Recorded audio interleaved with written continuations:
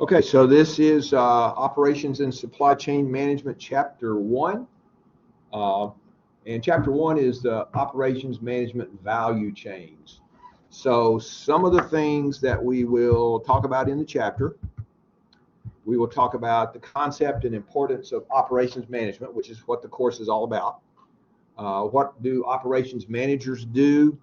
We'll talk about the difference between goods and services, the concept of value, and how do customers basically evaluate value in their purchases. We'll talk about the customer benefit package and what that is. We will talk about the difference between value chains and supply chains. There is a difference. Different frameworks for describing value chains. We'll talk about the difference between goods and services, kind of the history of operations management, where has this come from over the decades, and then some of the future challenges, things that are going on with operations management. So some of the key terms, and my guess is in the course in general, if you have had certain types of jobs, even in the service sector, if you've been a manager in a service sector, you probably will be able to identify some of these ideas. Definitely, if you've worked in a manufacturing goods producing operation, you will notice a lot of this. But there's a good possibility that some of these things are new to you. So we've got some of these things like what's a service encounter, the moment of truth, value, what is a customer benefit package, primary goods and services, peripheral goods and services, variants, what are those? Sustainability, environmental sustainability, social sustainability, economic sustainability, a whole discussion on business analytics and what that is. So just to kick off here, this is kind of a very simplistic example of operations management. I try to eat a nice breakfast because I have to teach for a long time and I need a little protein to get through the day. So I like omelets. If you're going to cook a good egg omelet, you got to have a lot of different things. First, you got to have eggs, right? I like peppers and onions and ham and all those ingredients and cheese. But you got to have some equipment to go along with it. You got to have skillets, you got to have stove, you got to have some tools, spatulas, knives. You got to have a recipe if you don't know what you're doing. And you got to have a certain level of cooking skills or you'll burn the apartment down, right? So you have to combine all of those things. It's not enough to just have the raw materials. It's not enough just to have the tools. It's not enough just to have the equipment. It's not enough to have all those and not have any skills. You have to put it all together to be able to produce the omelet, right? Companies are the same way. They have raw materials, they have tools, they have machines, hopefully they have skilled labor. And if they can put it all together, they have a reasonable output, which somebody wants to pay money for, okay? That's the whole idea of operations management. So if you look at kind of the textbook definition here of, well, what is operations management? It is a science. There's more science in operations management than there are in the other curriculums, but it is also to a certain extent an art. So a science and art that would ensure that goods and services are created and then delivered to the customers when they want it, how they want it, at the price they want it, and where they want it. Now, this includes a number of things.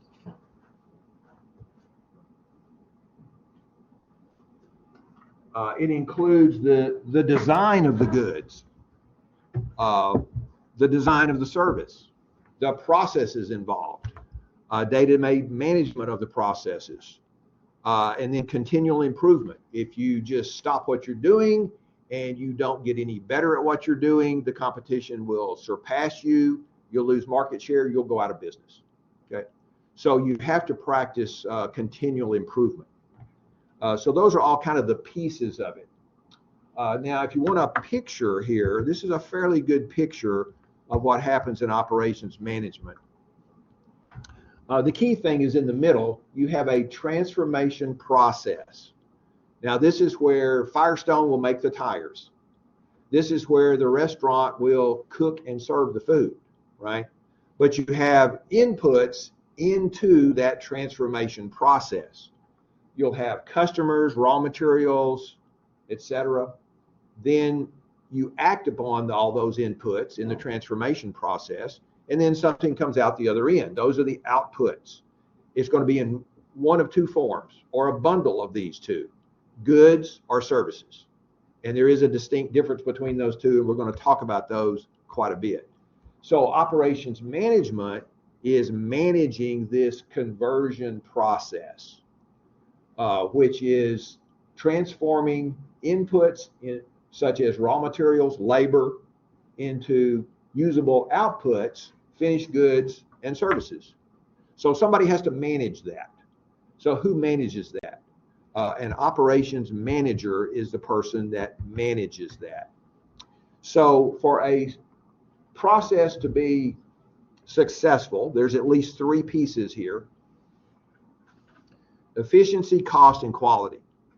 So efficiency is simply a measure of how you are using your resources in creating your outputs.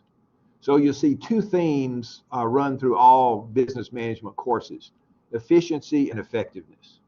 Effectiveness simply means you're doing what you're supposed to be doing. Efficiency means you're not using too many resources in order to get to gain that output. And you have to have both.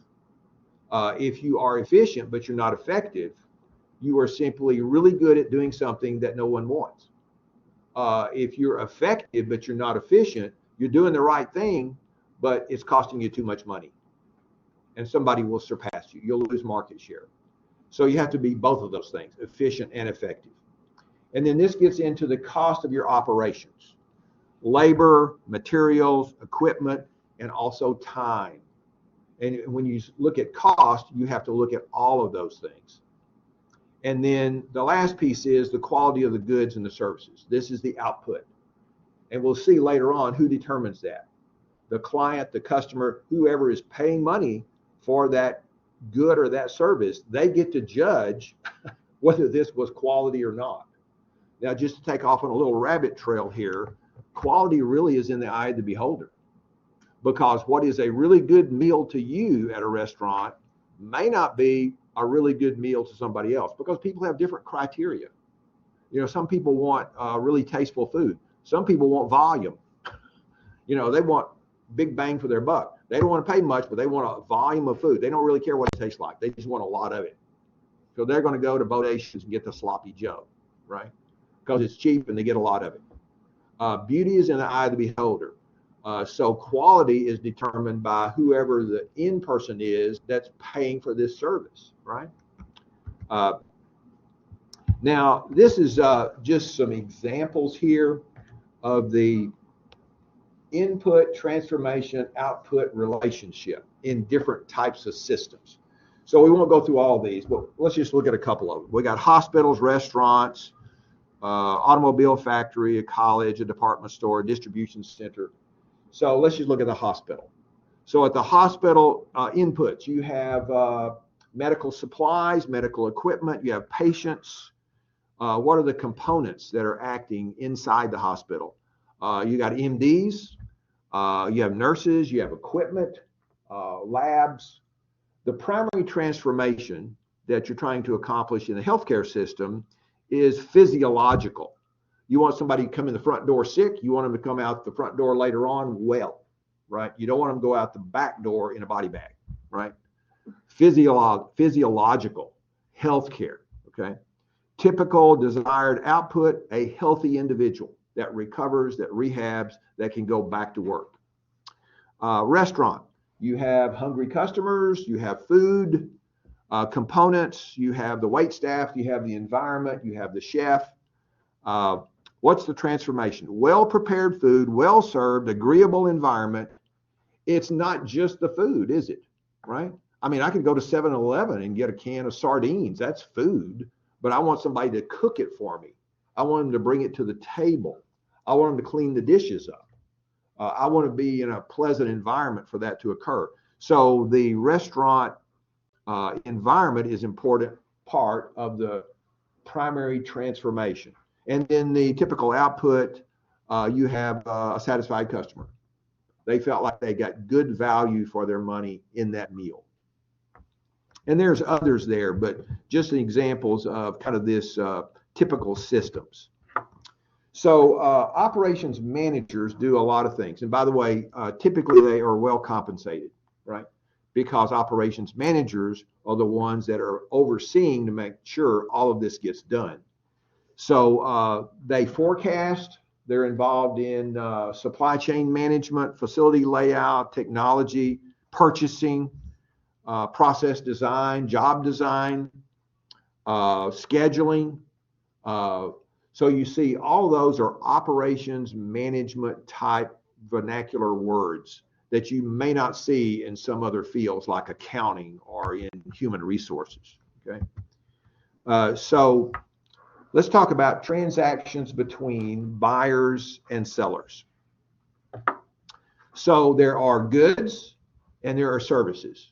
So if you've had marketing, or maybe you've gotten a dose of this in another course, you may be aware that there's a difference between goods and services. Now, typically when we talk about companies, we talk about their product. A product really encompasses, in marketing terms, both goods and services, right? So not to confuse those words. A product is the main thing that the company is offering. That could be a good or it could be a service. So a good is a physical product that you can see it, you can touch it, you can consume it. So under goods, you have two subcategories. You have durable goods and non-durable goods. I think there's a test question on this.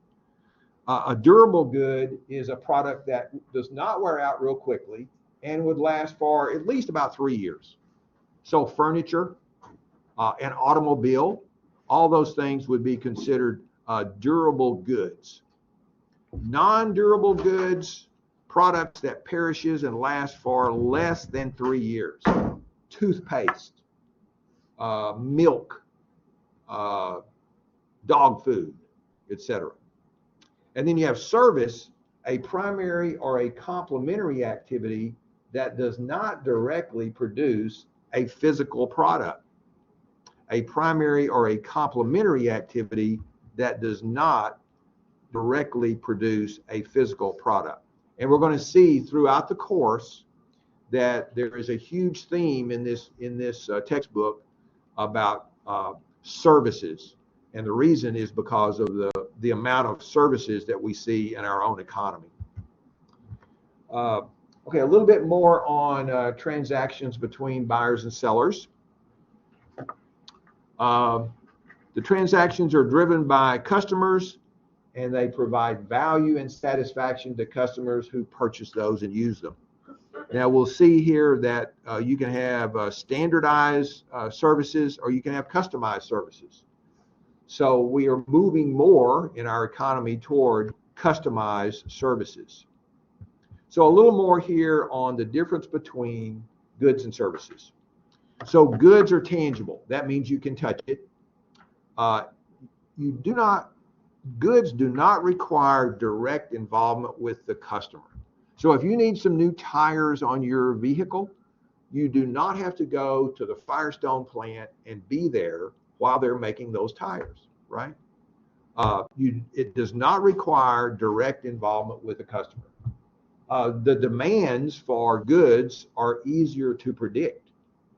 Services, very different. First of all, they are intangible, which means you can't touch them. You can't put them in a box. It requires direct involvement with the customer. You cannot drop your hair off at the salon and get it cut and colored and go back and pick it up next week. You've got to be there. You can't drop your nails off to have your nails done and go back and pick those up next week. You've got to be there, right? So services, this is the one real distinctive of services, is the direct involvement of the customer. If it wasn't for the customer being involved with services, services would be easy. But this is what makes it hard, the presence of the customer. So this gives way to something called the service encounter. Interactions between the customer and the service provider. And that's going to lead us to something in a minute called the moment of truth. When you have that service encounter, they serve you the food, that you call them on the phone, you walk into their office, what happens? If it is a good encounter, typically that reinforces that you want to do business with them. If it is poor, you may decide to defect and go to another service provider. Also, on services, demands are very difficult to predict. You never know at the restaurant when the bus is going to pull up and you're going to have 25 people get off at one time. It's very difficult to predict services. So just another illustration here. Goods, things that you can touch, tomatoes, for example. Services, jobs that you pay somebody else to do for you. And basically you will see as we go through the material here, we live in a information economy. We live in a service economy. We will pay people to do anything for us. But why? Because we don't have enough time, right? So now there are people who created entire businesses just running errands for other people. At Neiman Marcus in Dallas, they have professional shoppers. And these professional shoppers will buy clothes for wealthy people, take them over to their house and say, this is what I picked out for you. People don't even shop for themselves anymore. There are businesses that will come over and not only feed your dog and cat, they will also clean up all the poop in the backyard. We will pay for anything to be done so that we don't have to do it, right? That's services. We live in a service economy. So a little bit more on goods. Goods can be physically stored. So at the tire shop, they can purchase a certain amount of radial tires. They can put them in the back storage room, and then they can pull them out when they need to. They can actually inventory and store physical goods. Does not require service management skills. Manufacturing facilities could be located anywhere in the world. And we see this in our economy, right? It's made somewhere else. It's brought in for us to consume. Goods are protected by patents. This is intellectual property. So if somebody comes up with a really good type of a machine, they get intellectual property control over that, then somebody else cannot make the machine exactly like theirs, right? They can't steal their intellectual property. Services, on the other hand, cannot be stored as physical inventory. So when the airplane takes off the tarmac at DFW and there's 50 empty seats, they can't save those seats and use them again some other time. They just lost the money, the revenue from those seats, because services are perishable. If you buy, if there's a big rock concert and they don't sell out and there's 200 tickets not sold, they can't wait and sell those the next day. The concert's over because services are perishable. Services require efficient service management skills. Hold on just a minute. I got to pause for a second.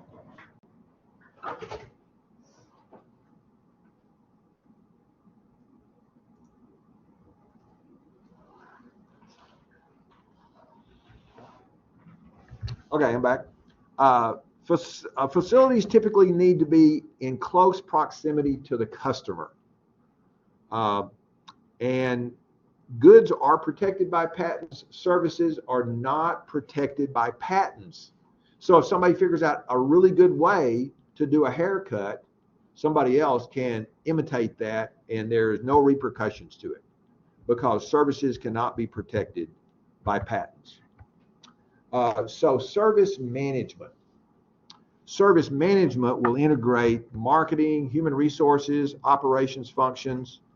So services, you have to plan them, you have to create them, you deliver the goods and services, and then you have to deal with service encounters. Service encounter is where you call AT&T, you get them on the phone, and what do they say? Do they answer your questions? If you walk into the State Farm insurance office and you sit down to buy car insurance, how do they treat you? How do they communicate with you? So this leads up to the moment of truth. Episodes, transactions, experiences where the customer encounters the delivery system and then they form an impression. That could be positive, it could be negative, right? But if they acquire too many negative impressions, they're simply going to defect and go somewhere else to a different service provider, and you lose that business. If it's positive, not only will they repeat, guess what they'll do? They will tell other people. And by the way, the research shows that most customers believe other customers before they believe the company. That's the power of word of mouth advertising. It's very powerful.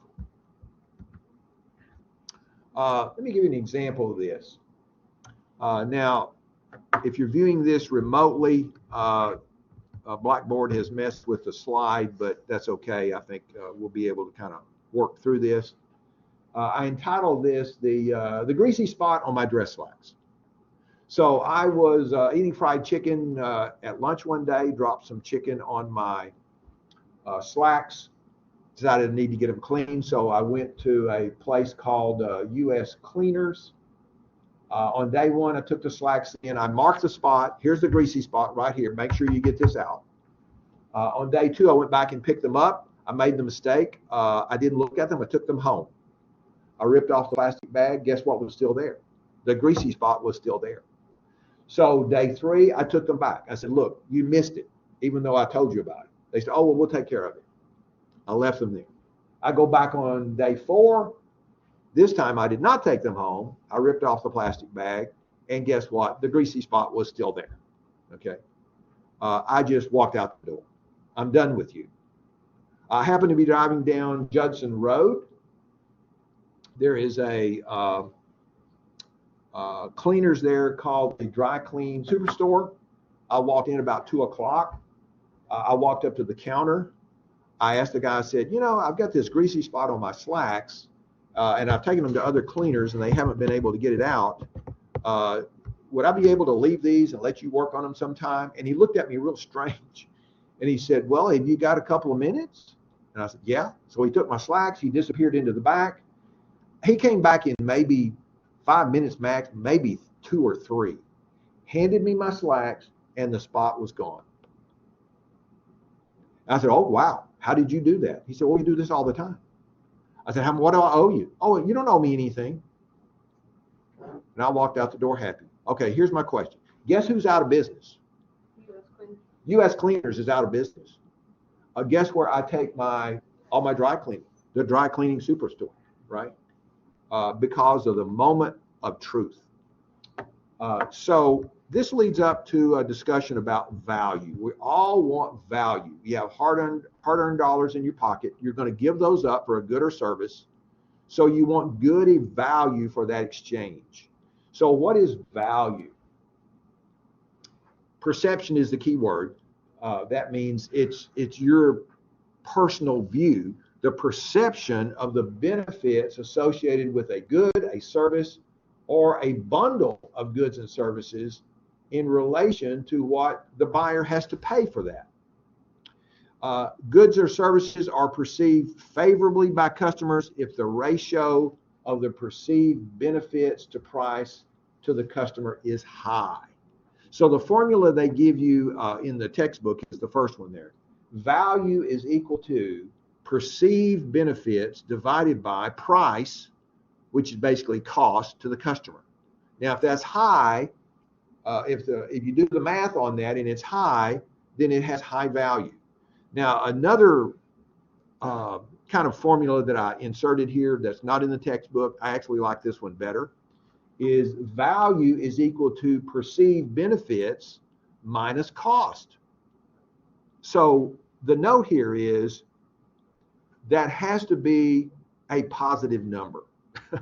Once you plug in the numbers there of perceived benefits, let's see, perceived benefits are 10, the cost is 5, then the value is 5. That's a positive number.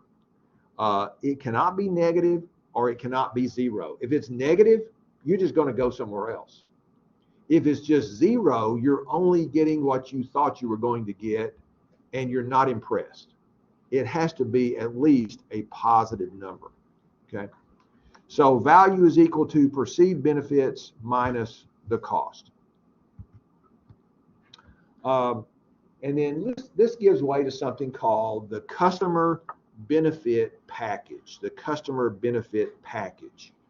Clearly defined set of both tangible and intangible features that a customer will recognize. They will pay for that, they will use it, and they will experience it. The customer benefit package. Now, and I'm going to give you some illustrations here, and I think you'll recognize these pretty easily because I know you do business with some companies that provide customer benefit packages. So there's 3 pieces to a customer benefit package. There's the primary good or service. There is the peripheral good or service. This means kind of to the side. And then there are the variants. So the primary good or service is the core offering that attracts customers and responds to their basic needs. So at a restaurant, that would be food. Okay, that is the primary good or service. Okay. At a hospital, that would be healthcare. Okay. Peripheral goods or services are offerings that are not essential to the primary good or service, but they kind of make it better. They enhance it. Okay. And then you could have a variant. The customer benefit package attribute that actually departs from the standard benefit package, but it is location or it is firm specific. You're not going to see it everywhere. You will only see it at certain locations. Okay. So 3 pieces to the customer benefit package. So let me give you kind of an example of this. So let's take a fast food restaurant.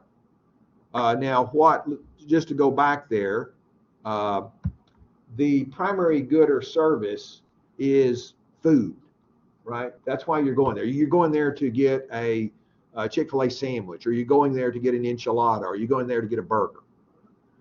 You have peripheral services like online ordering, maybe a kid's playground, maybe free toys for the kids. And then a variant might be free internet access. That has nothing to do with the food, okay? And it is location specific. Maybe the other fast food place would not have free internet. So there you see all 3 pieces in the fast food arena. You see the primary good or service, the peripheral good or service, and you also see the variants. So this leads up to something called the value chain. The value chain. Now, at the very beginning of the text, at the very beginning of the chapter, they talk about the difference between value chains and supply chains. Remember, there is a difference between those 2.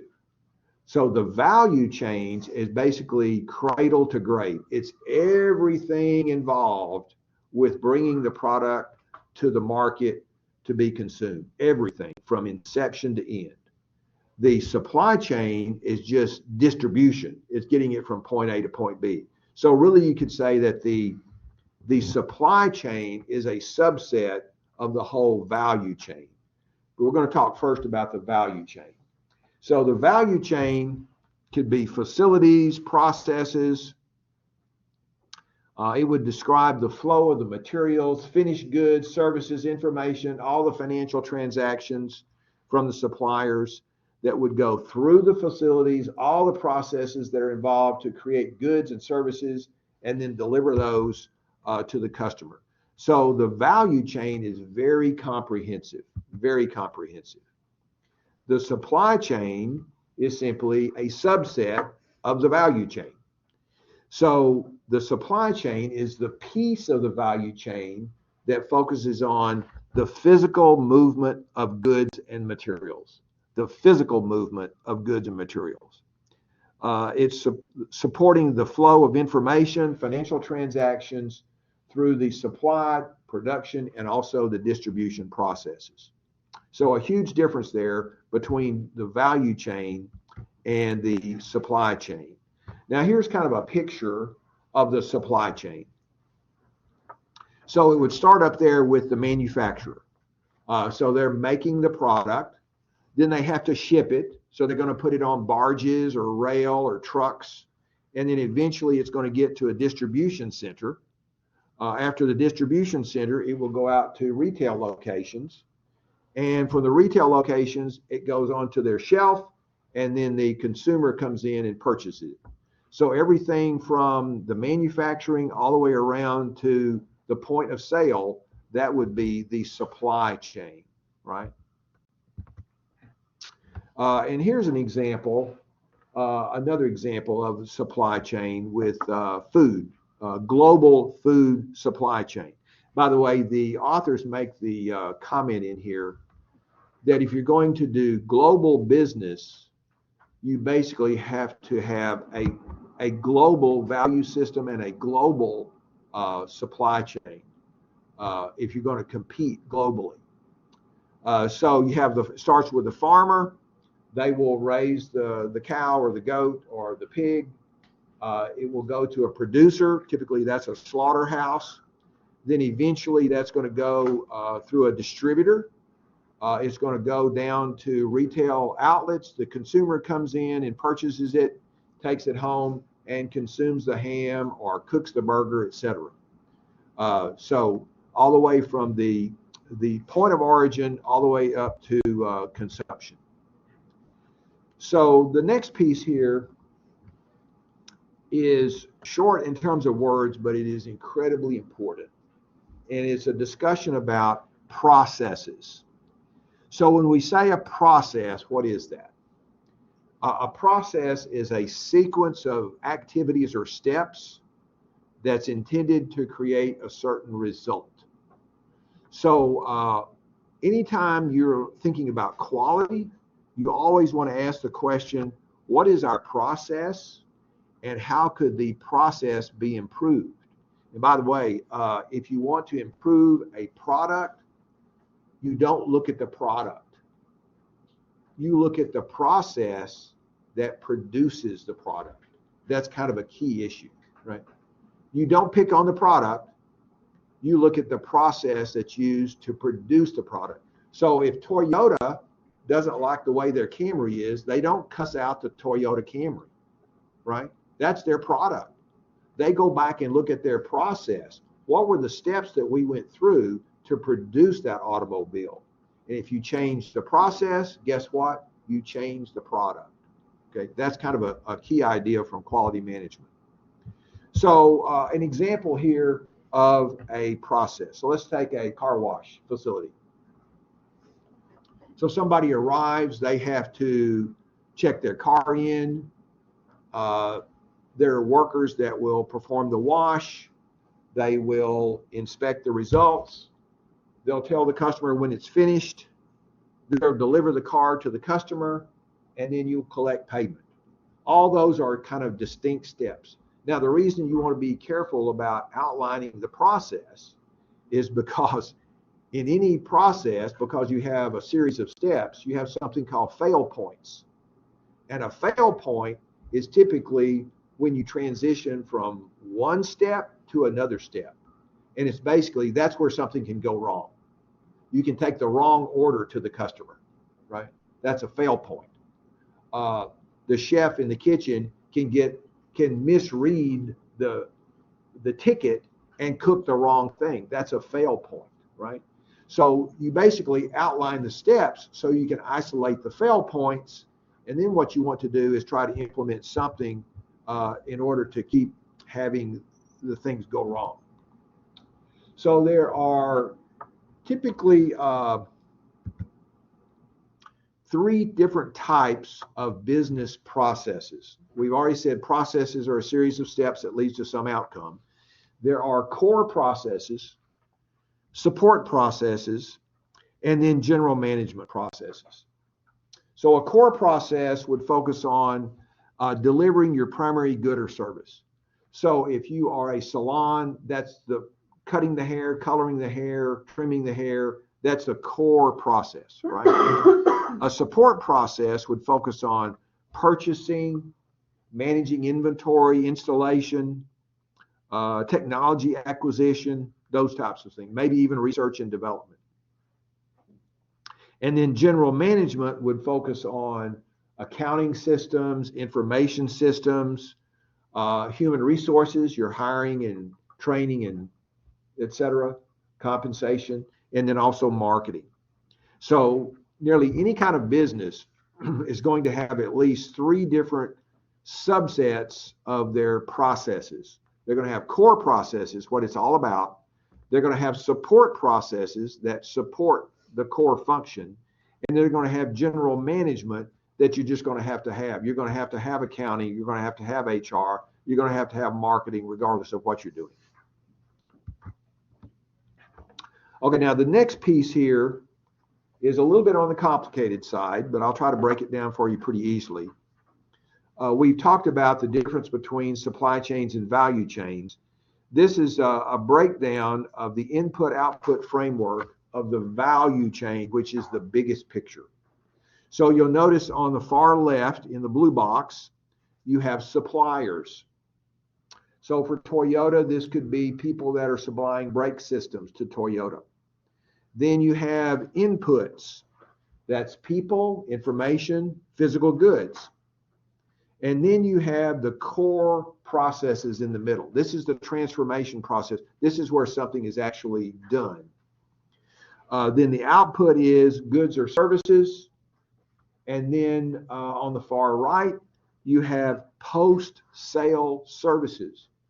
Just because you get it out the door, just because the customer purchased it, takes it home, or consumes it, it's not over. There is something that goes along with post-sale services. Now, in the green box at the bottom, you have everything that's going to be required in order to support this core process or the transformation process. You're going to have land, labor, capital, and information resources.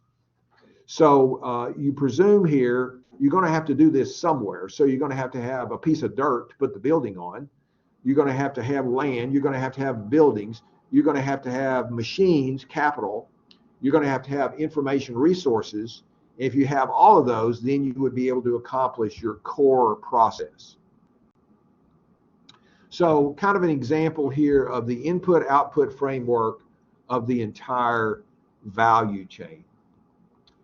Then you have the pre and post-service view of the value chain. So there's three pieces here. On the left, you have gaining the customer. In the middle, you have the transformation process itself, value creation. And then on the far right, you have keeping the customer. So gaining the customer, this is pre-production services. What is this? The design of the service, supplier services, contract negotiations, financing, sales, marketing services. That's everything just to get the customer. Then once you get the customer, you have production and service delivery. You have to create the good or the service. You have to price it. You have to make sure that you have value and productivity. But again, now it's not over. Even though you've sold the product, and even though the client has paid for the product and they're using the product, whether it's a service or a good, now you have to keep the customer, and that is your post-production service. So what does that involve? Installations, transportation, training, even now it's recycling, and then you also have warehousing and inventory management. So you can begin to see here that pre and post service view of the value chain is quite complicated, right?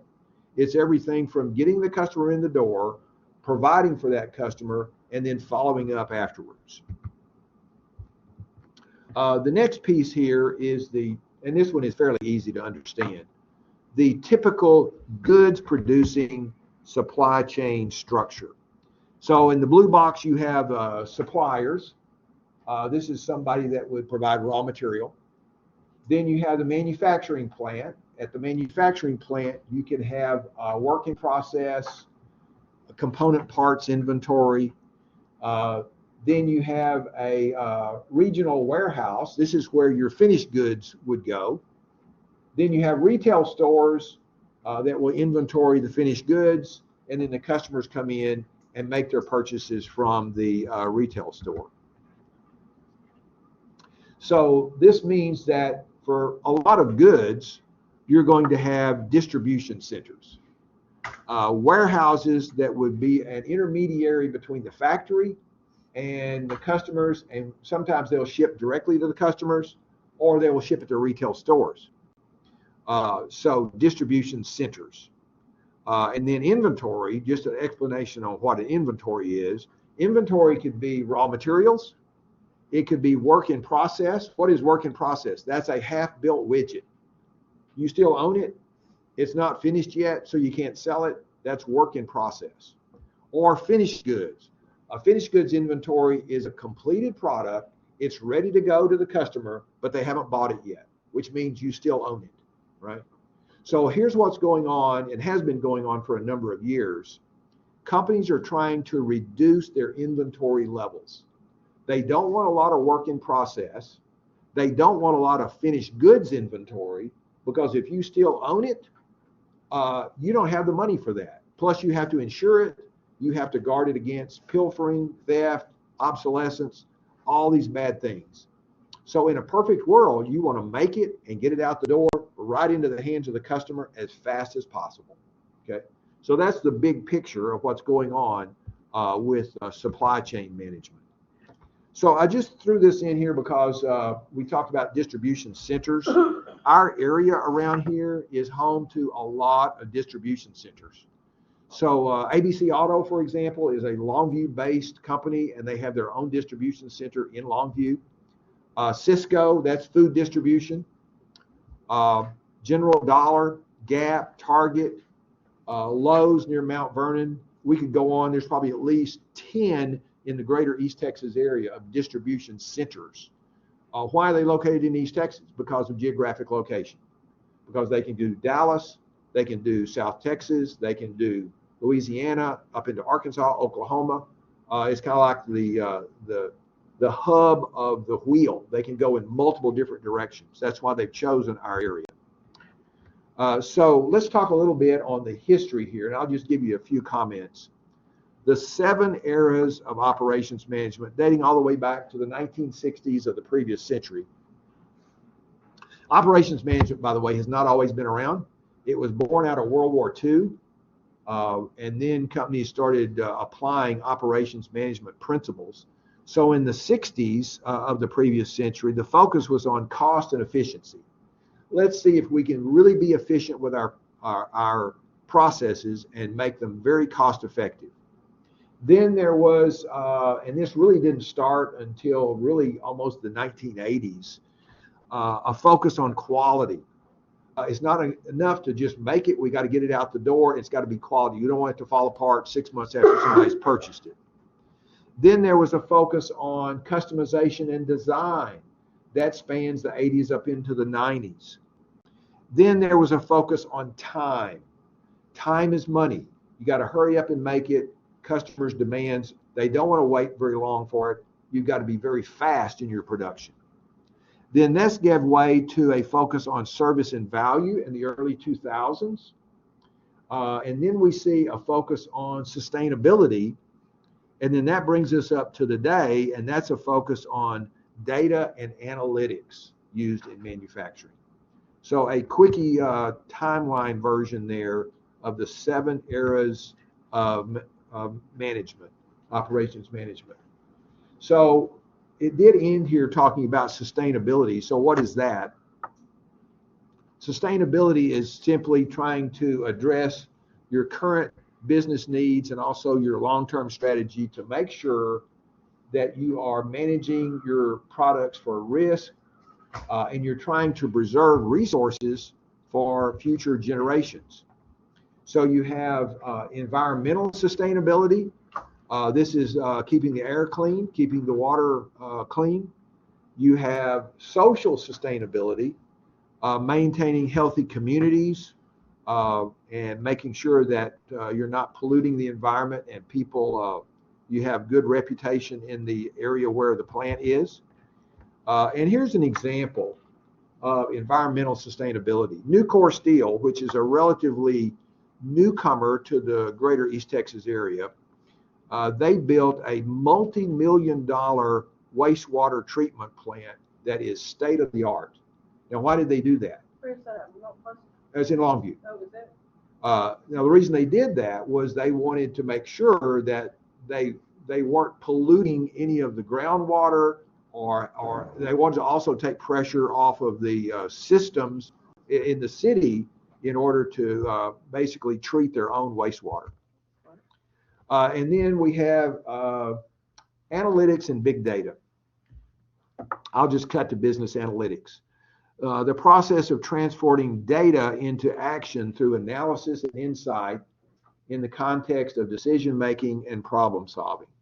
And there are different forms of business analytics. This is where you need to read the chapter very closely. But one piece of business analytics is predictive analytics. And predictive analytics is basically looking into a globe and saying, this is what's going to happen in 6 months. Therefore, we need to go ahead and be ready for that. And when it gets there, we will not be surprised. Predictive analytics. So just a quick summary. We looked at the principles of OEM. We looked at goods and services, evaluated the value of products and customer benefit packages, and then we looked at sustainability. End of the comments on